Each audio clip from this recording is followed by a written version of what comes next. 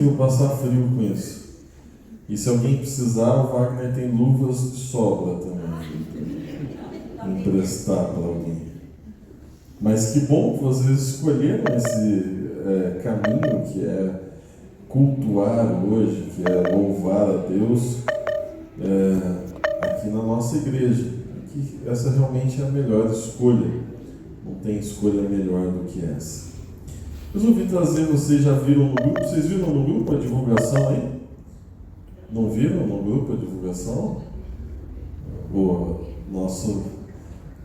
O Arnaldo, eu já não sei mais qual é a função dele, porque ele estava hoje pintando as paredes da igreja, mas outro dia estava no telhado, mandando comunicação nos grupos, né? Cantando, aliás, muito bem, Arnaldo canta bem, né? Ele passou várias vezes na fila dos bons ali, do Espírito. Obrigado, viu, Arnaldo, Fátima, por esse trabalho aí. Quem gostou ou está gostando de como está ficando ali o cantinho na igreja, legal, né? Que carinho especial. Lucas também deu uma ajudada lá em cima para tirar os vazamentos, né? Que agora não tem mais. Choveu ainda. Não tem. Esperança em Deus que não tem. E agora tirou aquela parte feia que tinha aqui e estamos aí. Lá no fundo também estava bem deteriorado. Lá no fundo atrás da porta. Depois da porta, né, também. E aí a gente cuidando aí para que Deus abençoe esse espaço onde a gente congrega. Muito bem, a gente anunciou que o sermão de hoje, a conversa de hoje, chama Ao Menos Pedro Saiu do Barco.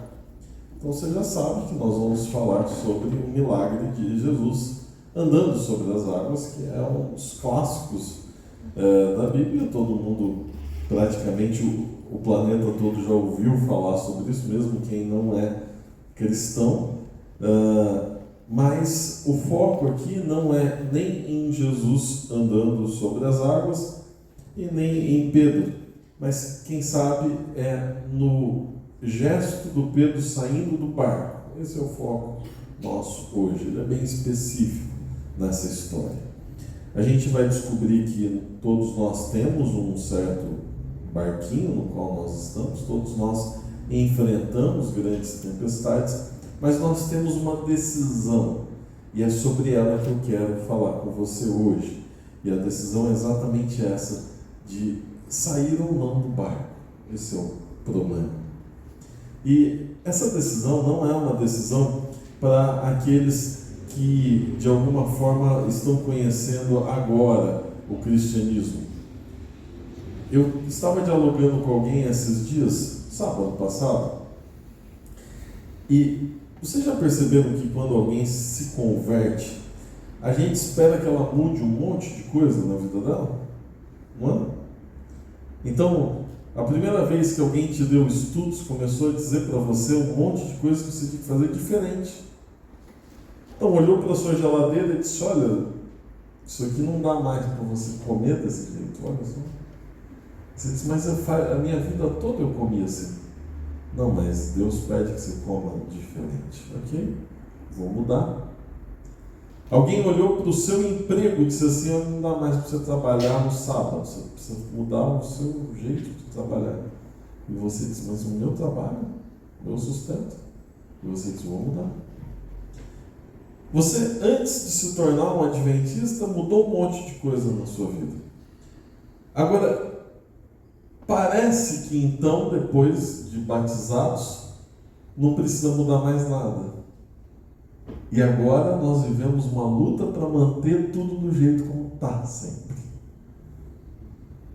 O mesmo espírito de mudança na sua conversão deveria nos acompanhar o resto da nossa vida.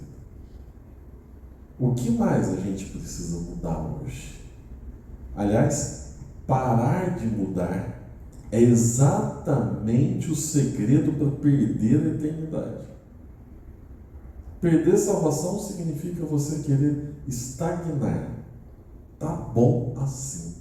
Na hora que a gente diz está bom assim, a gente está falando espiritualmente, a gente está perdendo a eternidade. A Bíblia nos incentiva a crescer constantemente, a se aperfeiçoar o tempo todo.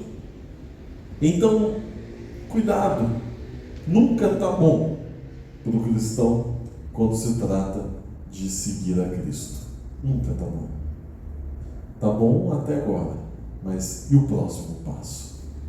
Quando agora você abre a sua geladeira, e o que mais você pode jogar fora agora e trocar? Qual é o próximo? Mas Deus não fala sobre o meu refrigerante. Será? Ele fala sim, ele fala que seu corpo é templo do Espírito Santo. Outro dia saiu uma matéria, agora, na verdade um anúncio da Organização Mundial de Saúde, dizendo que o aspartame é cancerígeno. Então aquela lenda urbana, né, que adoçante é cancerígeno, se confirmou. Você sabe do que é feito, né, o refrigerante? Principalmente os que dizem sem açúcar, aspartame. Então, por que continuar consumindo esse veneno, né? Por que continuar estragando? É só um pequeno aspecto. O que mais na sua vida precisa mudar? O que na nossa comunidade precisa mudar? Não, a igreja boa era a igreja de 60 anos atrás. Essa era a igreja legal. Não, a igreja boa é a igreja de agora, é a igreja de amanhã, é a igreja que você está construindo cada dia quando você muda. Parar de mudar, segredo do fracasso. Então vamos lá, Mateus capítulo 14. Essa história é contada por Mateus, Marcos e João, mas me interessa mais a descrição de Mateus, porque ele tem mais esse enfoque que a gente quer aqui na decisão de mudança de Pedro. Então, Mateus capítulo 14, verso 22.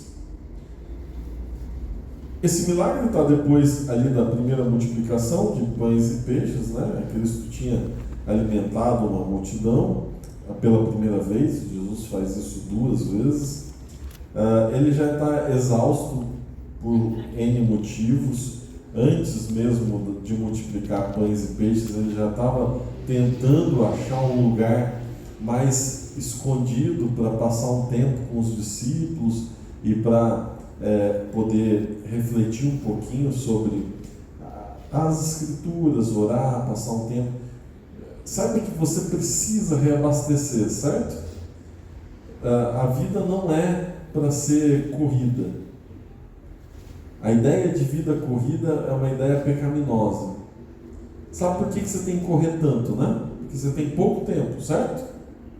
Então você tem pouco tempo, você tem que fazer o quê? Aproveitar a vida, não é isso que está aí nas mídias? Aproveitar a vida, porque a vida é curta. Mas Deus diz que sua vida é infinita, como que ela é curta? Não, pastor, mas e se eu morrer logo? Graças a Deus que a gente já encontra com Cristo na eternidade, então tudo bem. E você vai ter eternidade para ver. Mas como é que eu vou desfrutar a vida, desfrutar dessa vida de pecado miserável? Aqui é só luta, é só desgraça. Quando você olha para a eternidade, você tem pressa do quê? Está correndo atrás do quê? Salomão, o homem mais rico e inteligente do planeta, e mais namorador, digamos assim, chegou à conclusão de que tudo isso não fazia diferença. Ele disse que tudo isso passa. Tudo. Salomão pôde experimentar tudo. Se eu tivesse dinheiro, se eu tivesse aquele iate, se eu ganhasse milhões, se eu tivesse um helicóptero, se eu tivesse aquele prédio novo da Marginal, eu quero a cobertura, essa vista maravilhosa. Depois de ter tudo isso, você não ia ter nada. Simples assim. Pergunta para os bilionários. Pergunta para os jogadores de futebol, que ganham muito dinheiro para fazer pouca coisa. Para correr meia hora lá dentro de campo. O que vale todo esse dinheiro? para viver uma vida miserável. Cada vez que eles são entrevistados, estão chorando. Tem que chorar é a pessoa que está morando na rua, né? Mas estão lá chorando, tristes. A vida está difícil. Por quê? Porque isso não resolve. O que resolve é você ter a sua conexão com Cristo.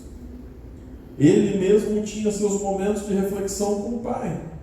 E ele, querendo parar um pouco, ele saiu, mudou de lado no lago da Galileia, e aí você vai ver, ele fica numa beirada do lago, não é bem no centro, indo de um lugar para outro, Genezaré, voltando para a Galileia, para Cafarnaum, tentando um lugar de paz, mas ele não tinha conseguido ainda. Então, depois de alimentar aquela multidão, no verso 22, Jesus pensa numa nova maneira de ter um pouco de paz, e ele diz assim: logo a seguir, compeliu Jesus os discípulos a embarcar e passar adiante dele para o outro lado, enquanto ele despedia as multidões. Jesus diz assim: olha, nem os discípulos eu aguento mais. Tem hora que é assim, a gente não aguenta, né? Acaba o nosso potencial social, né? Você sabe que existe isso. A gente aguenta viver assim, se relacionando por um tempo, depois cansa, e aí você precisa de um tempo sozinho. Saiba disso. Até mesmo esposas, maridos, filhos precisam de tempo sozinho, né? Jesus tinha esgotado a capacidade social dele. Verso 23: e despedidas as multidões, subiu ao monte a fim de orar sozinho. Em caindo a tarde, lá estava ele só. E Jesus tinha finalmente conseguido tempo sozinho. Depois de tempo sozinho, Jesus vai operar um grande milagre. Olha só. Você precisa de tempo para reabastecer a sua vida espiritual. Ah, pastor, essa semana só foram decisões ruins, errei em tudo. É porque você não está tendo o que entregar. Para, respira fundo, se afasta, fica em oração para ter o que entregar. Como que você toma boas decisões se você não tem se alimentado de boas ideias? As decisões vão ser ruins mesmo, inevitável. Jesus estava sozinho, mas uma coisa ruim aconteceu. Verso 24. Entretanto, o barco já estava longe. Lembra que ele tinha mandado os discípulos de barco atravessar ali o lago, o mar da Galileia. Ele já estava longe e açoitado pelas ondas, porque o vento era contrário. Vocês viram os caminhões tombando com o vento semana passada? Ou foi semana passada? Tombando com o vento? Aí você diz assim: o que é um ventinho, né? Olha para a Bíblia aqui e diz que nem deve ter tido onda nisso aqui. Um vento é capaz de derrubar um caminhão, gente. Vento contrário aqui significam ondas enormes. Isso aqui é terror. Imagina você lá com ondas enormes vindo sobre um barquinho que está lá tentando navegar com o seu remo, no máximo com uma vela, e não funciona a vela quando tem muito vento, porque ainda mais se for contrário, e eles começam a lutar para sobreviver, iam se afogar naquele mar, que é um lago gigantesco. Parênteses nisso, quando deu essa mudança de tempo, eu estava lá no Campuri, inclusive com o nosso clube, e na quinta noite choveu lá, e foi Deus nos acuda, porque as barracas entrando água e tal. Foi bem legal o desafio, a gente sair encharcado de lá, mas deu tudo certo no fim. Apesar do Urso Prudente ser o clube que estava tranquilo, dormiu tranquilo, o maior desafio foi no Borba Gato, que tinham barracas com furo mesmo, e aí a gente começou a remendar a barraca no meio da tempestade e tal. Foi uma aventura legal. No fim deu tudo certo. As crianças sempre estão felizes, né?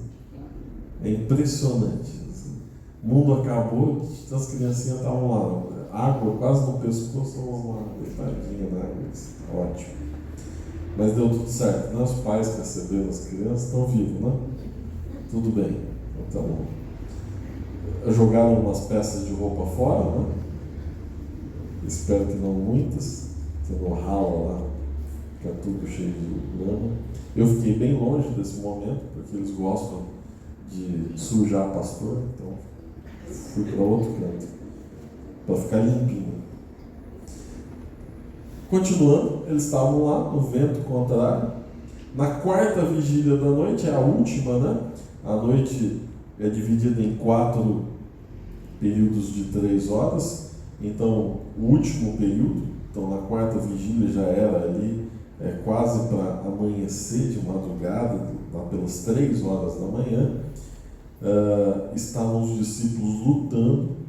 Então, Jesus foi ter com eles andando por sobre o mar. É espantoso você ver alguém descrevendo Jesus andando sobre as águas? Você acha isso extraordinário? Sim. Não? Você sabe que foi Arquimedes que descobriu um princípio da química chamada de o princípio do empuxo, de que todo o corpo mergulhado no líquido recebe por parte do líquido a ação do empuxo, que é uma força dirigida verticalmente de baixo para cima, e a intensidade do empuxo é igual ao peso do volume do líquido deslocado. Então, quem fez química lembra dessa lei. Isso significa que o ser humano afunda na água. Ponto. Essa é a lei. O ser humano não flutua, ele afunda. Do jeito que é a nossa massa, a gente afunda. Mas quem foi que criou o planeta mesmo? Por meio dele, todas as coisas que existem foram feitas. Ok? Declaração bíblica. Quando você faz alguma coisa, você pode mudar, não pode? Foi você que fez. Os outros não podem. Quando você faz uma receita em casa, alguém pode pôr a mão na sua massa de bolo quando você está fazendo? Você diz, peraí, sou eu ou você que está fazendo o bolo? Agora você vai e coloca uma pitada de canela diferente, que você nunca colocou na vida, naquela massa, e faz um bolo diferente, e alguém vai degustar e você diz assim, tá diferente. Você diz, é minha receita, eu posso mudar, porque é sua. Filho, né? Os filhos lá no Campuri, aí a gente chama a atenção. Se o pai estivesse por perto, ele diz, opa, pode chamar a atenção do meu filho, não. É meu filho. Vai lá e ele dá a bronca no filho. Sim, porque é seu. Jesus andar sobre as águas é uma declaração de divindade, não é só um milagre. Não é apenas um momento espetacular de efeitos especiais para a gente ficar contando essa história, não. É Jesus dizendo, eu sou Deus. Foi eu que fiz. Se eu quiser, eu mudo. Alguém diz assim, é fácil entender que o ser humano depois que morre pode ser ressuscitado? É fácil? É logicamente compreensível? Quase impossível entender isso. Agora, quando Jesus diz assim, eu ressuscitei, eu que te dou vida, você começa a pensar assim, puxa, se Deus falou, se Ele faz, se Ele é o que anda sobre as águas, Ele discorda da lei da química, então acho que Ele pode me ressuscitar também. É Deus dizendo para você, vem comigo que eu posso mudar a sua vida. O texto continua, verso 26, e os discípulos, ao verem-no andando sobre as águas, ficaram aterrados, exclamaram, um fantasma, e tomados de medo, gritaram. No verso 26, o foco agora muda. Eles têm um limitador de salvação diante deles. Eles não acreditavam agora que ali estava Deus diante deles. Eles achavam que Deus não seria possível andar sobre as águas. Ou eles achavam, por exemplo, de que, enfim, existia fantasma. As nossas crenças podem limitar a nossa salvação. E eu explico. Quem podia tirá-los daquela situação de naufrágio? Jesus, indo salvando sobre as águas. Ele tem poder, ele tem condições de me salvar. Eu estou precisando de salvação. O barco está afundando, eu vou morrer. Tem alguém que pode me salvar. Eu olho para ele e não me identifico. Fico com medo dele. Quero que ele se afaste de mim. Eu estou tirando da minha vida a única maneira de salvação por um problema de crença. Percebe? Cada um querendo Deus do jeito que quer. Isso é um problema, porque daí vai acreditar errado e vai se afastar da salvação. Acreditar da maneira certa nas Escrituras não é apenas um luxo ou uma questão de dizer que a igreja está certa. Tanto faz a igreja, desde que você acredite no Deus da Bíblia. Agora, não acreditar neste Deus significa limitar a salvação, compreende? Amém. Ali está o único recurso para consertar o seu problema.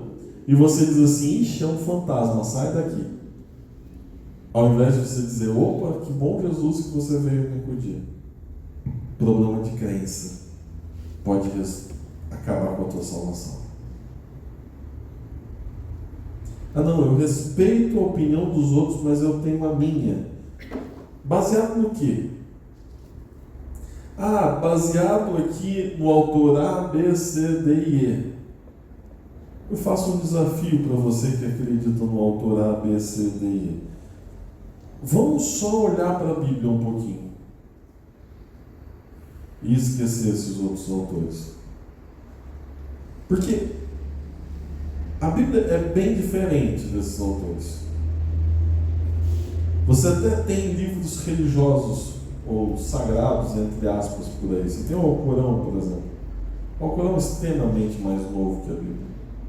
Extremamente novo, olhando para a Bíblia. Nós temos os filósofos modernos do iluminismo para cá e tal. Eles são bebês perto da Bíblia. Então eu tenho, sei lá, olha, a Bíblia é um dos primeiros escritos da história da humanidade. Milhares de anos. E quando eu leio a Bíblia, ela é um livro do século XXI. Que livro é esse? Que coisa extraordinária é essa? Que faz sentido para todo aquele que lê com o coração aberto.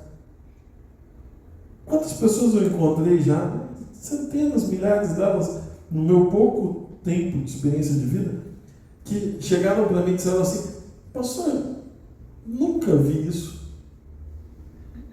Nunca vi isso. Eu sou religioso, nunca vi isso. Eu disse: mas você já leu a Bíblia? Só umas partes. Só o que deixavam eu ler. Só o que me mostravam. Só um texto ou outro que pensavam de um lugar do outro. Aí dá o problema. Você percebe que quando eu venho pregar aqui, a gente abre numa página da Bíblia e lê a Bíblia? A gente não fica indo aqui, um texto aqui, aí volta para outro lá, aí mistura com outro aqui, e a gente vai enrolando as pessoas. Já percebeu isso? Se eu pegar um monte de frases fora do contexto, eu começo a enrolar você. Eu posso dizer que a Bíblia diz o que ela não diz. A melhor maneira de estudar a Bíblia é essa. Você olha para o texto, você entende o contexto, sabe quem escreveu, para quem escreveu, aonde escreveu, e aí você vai aprender com a Bíblia. Aí ninguém te engana. E aí os grandes mistérios são revelados e você tem acesso finalmente ao Salvador, porque Ele está diante de você. E aí a reação de Pedro é aquilo que eu quero hoje que você, de alguma forma, faça, imite. Verso 27, Jesus imediatamente lhes disse: tende bom ânimo, sou eu, não temais. Jesus está virando para você hoje dizendo: sou eu a solução para os seus problemas, sou eu o alicerce da sua vida, sou eu que vou fazer você caminhar firme no meio de tempestade. Amém. Mesmo que isso seja impossível, incompreensível, mesmo que seja contra a sua natureza, mesmo que seja diferente, mesmo que não seja lógico, eu sou o teu Deus, teu Salvador. Verso 28, Pedro, e são 12, certo? 12 pessoas no barco. 12 pessoas. Tem um. Então, eu não fico triste quando a minoria entende. Eu fico feliz até. Que melhor a minoria do que nenhum. Normalmente, a verdade não está com multidão, tá? A Bíblia sempre mostra a multidão como um negócio meio... Ela acerta uma vez ou outra na vida só. Na vida de Cristo acertou só quando coroaram ele rei na entrada lá de Jerusalém. O resto da história de Cristo, a multidão sempre fez errado. Pouca gente parece que normalmente está mais certo. Cuidado, quando todo mundo... Sabe aquela mensagem que vem assim dizendo que foi encaminhada frequentemente? Joga fora. Pelo amor de Deus, apaga esse negócio. Se todo mundo te mandando, porque está errado. Ah, não, olha, todo mundo me mandou, então está certo. Não, está errado. Pode acreditar que está errado. Porque multidão se envolve errado. Ah, confusão na porta de estádio.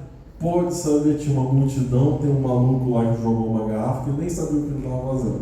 Mas ele estava no meio, todo mundo estava jogando, ele jogou. Agora está lá, vai ser preso por assassinato. Olha. Multidão. Nem sei, estou gritando aqui. Por que não? Todo mundo está gritando.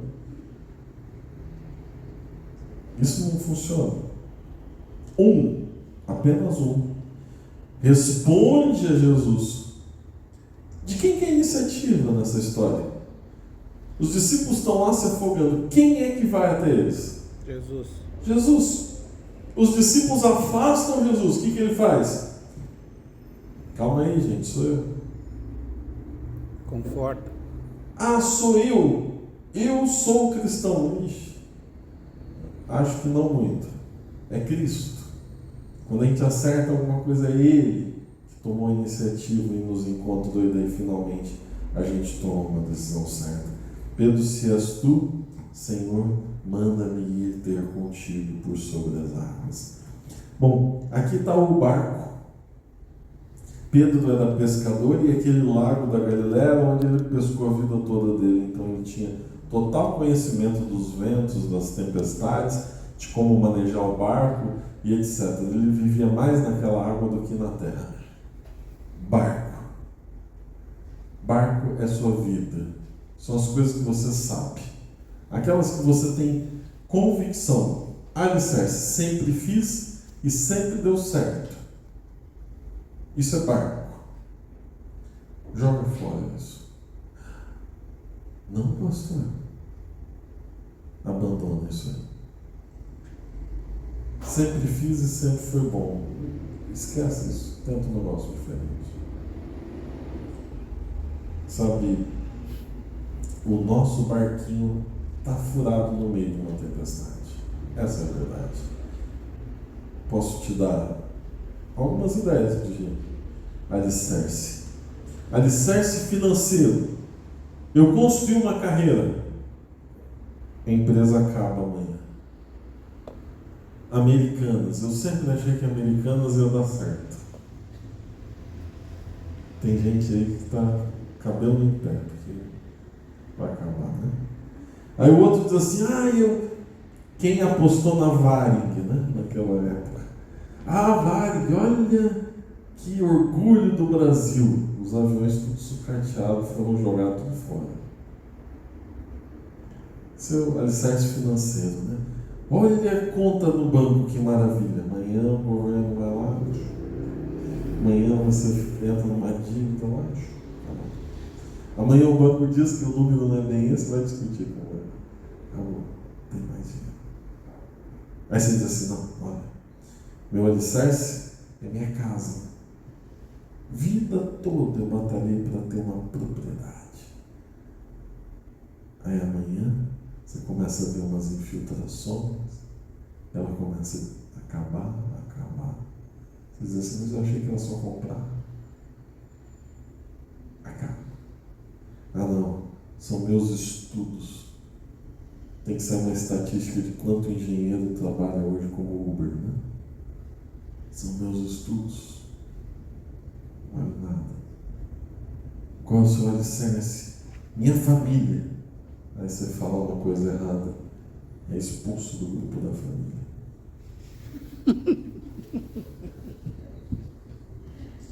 Eu estou quase expulsando o grupo da família na minha vida. Eu já parei de mandar mensagem, agora só falta eu sair.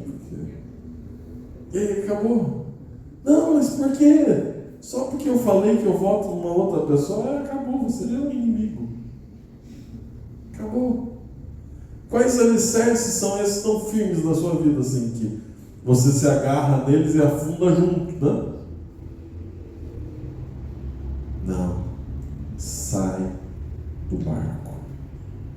Pastor, mas para isso você está dizendo que eu preciso abrir mão de coisas muito importantes para mim, eu estou dizendo que é.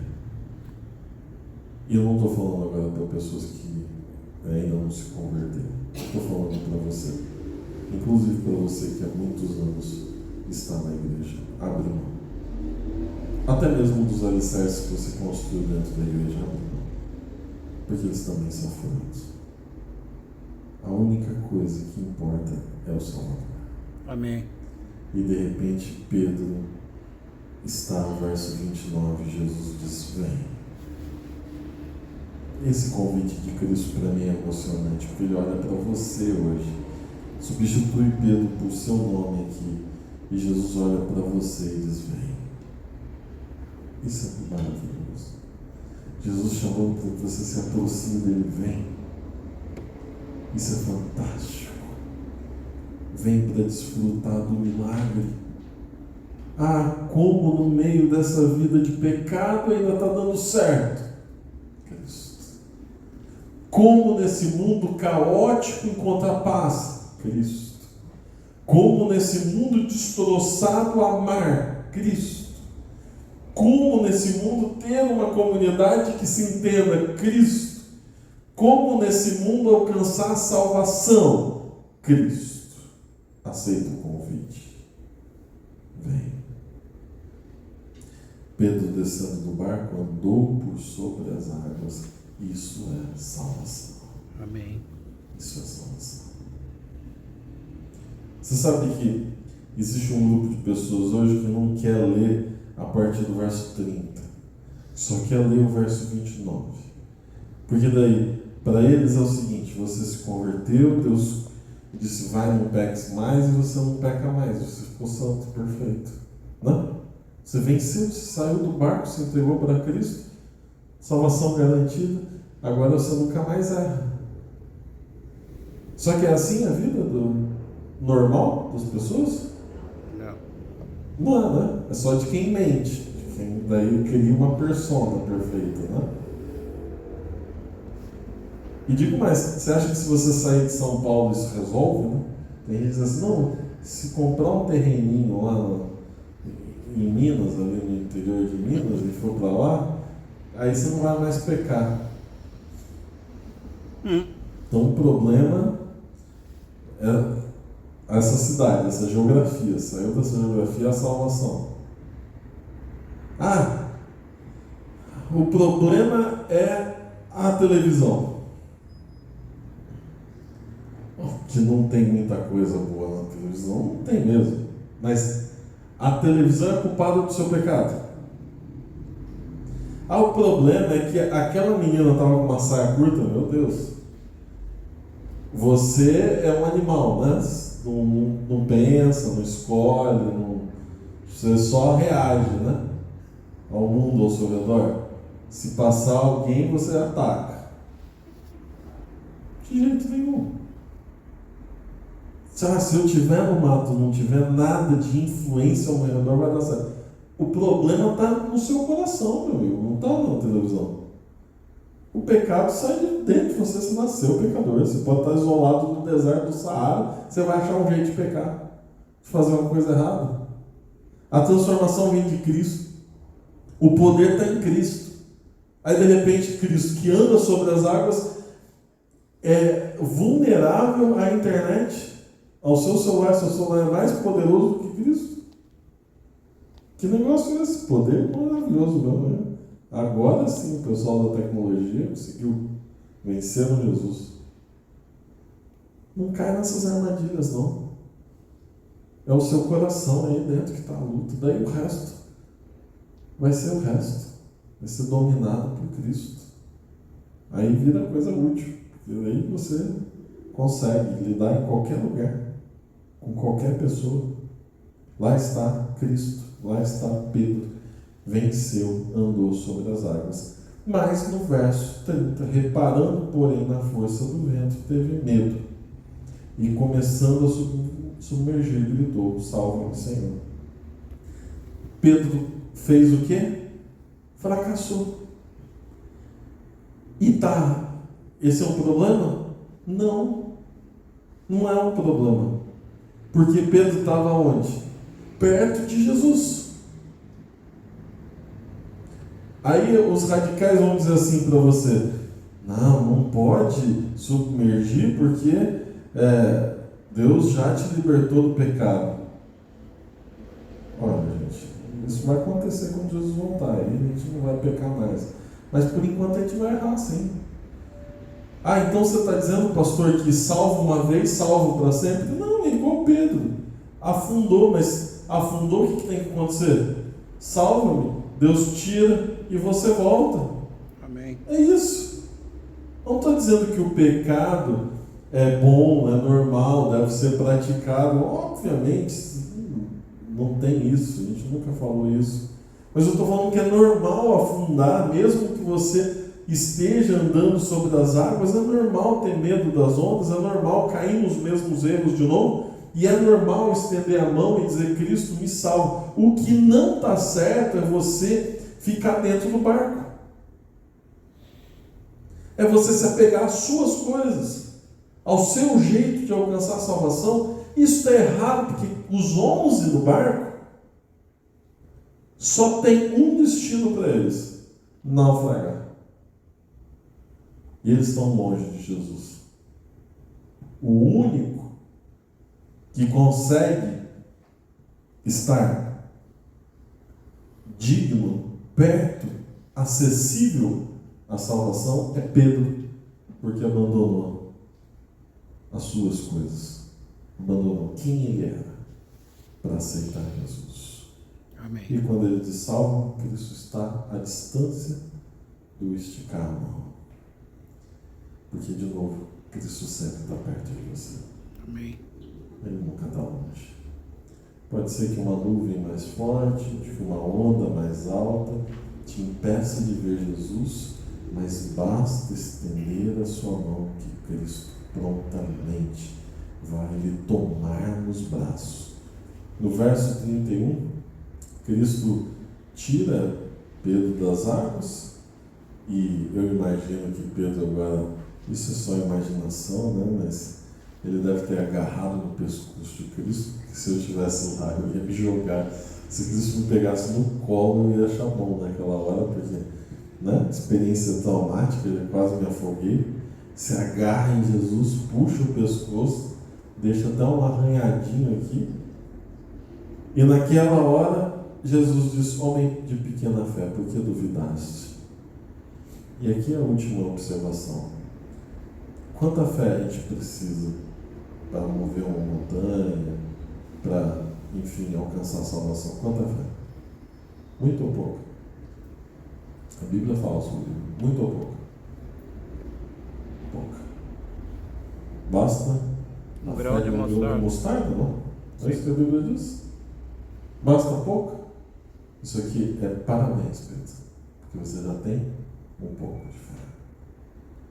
Não precisa nem de muita fé. O problema é que a gente não tem nenhum. É verdade. Mas eu sou religioso. Religioso é uma pessoa que faz da religião um jeito de satisfazer a sua mente conturbada. Só isso. Eu vou na igreja. Você vira a igreja? Legal, parabéns. É um ótimo passo. Pelo menos é que você vai ouvir alguma coisa e quem sabe isso muda o seu coração. Mas isso também não é salvação. É crer em Cristo. É estender a mão. É se pendurar no pescoço dele. É ter um pouquinho de fé para abandonar as suas convicções. Enquanto você mantiver as suas convicções acima do convite de Deus, não tem salvação. Eu queria dizer poucas coisas. Afundar faz parte da carreira cristã. Jesus nunca obrigou Pedro. Ele está presente e perto. Ele tem a solução. Minha pergunta para você é: o que te segura no barco? Quem sabe é medo, dúvida, conceitos equivocados ou fé fora de forma? Não importa. O convite de Cristo é: vem andar sobre as águas. Se aceita Jesus, fique em pé. Nós vamos orar comigo.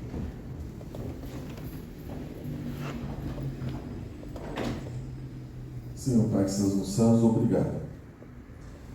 Obrigado porque ao lermos as suas escrituras encontramos uma história espetacular que nos convida a uma mudança de mentalidade. Por favor, Senhor, nos abençoe, que possamos te aceitar nesta noite, que como comunidade possamos seguir, imitar os teus passos, possamos te obedecer e finalmente possamos encontrar em ti salvação. Por favor, Senhor, cuida dos teus filhos que aqui estão, daqueles que não puderam vir. Cuida da tua igreja. Cuida dos pedidos aqui ditos, daquelas dificuldades que estão no nosso coração. Que nada possa ser maior do que ti e a tua salvação. Por favor, Senhor, isso é que nós suplicamos, pedimos e agradecemos por amor e em nome de Jesus. Amém. Deus abençoe você. A gente vai cantar.